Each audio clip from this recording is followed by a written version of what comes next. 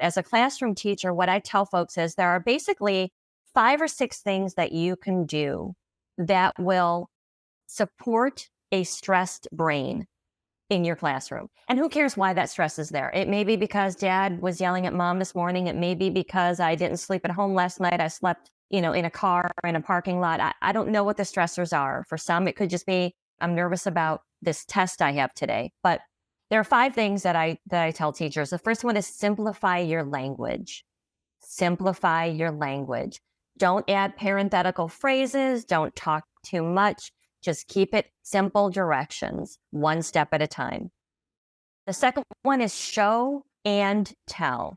So if you're going to give a set of steps or instructions, write them down. That's a lot to hold in mind when you're stressed out. Or better yet, if possible, use picture lists. So I'm going to show you this thing that I have. I don't know if you can see it. It's a clean your bedroom list.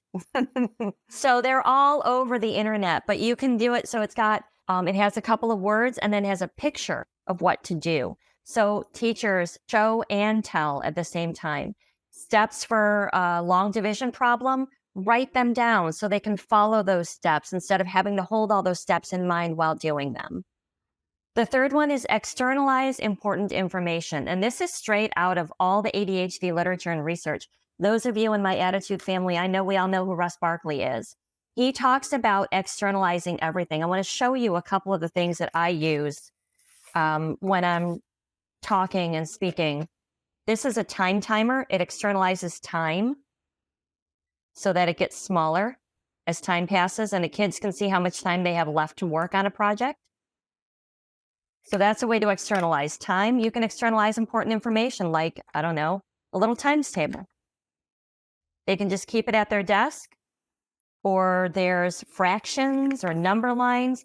So any important information, just externalize it because it's really hard to hold information in mind, like how to spell commonly misspelled words, or what are my multiplication facts. That stuff is difficult to hold in mind and to retrieve when you're in the midst of problem solving. So externalize for them.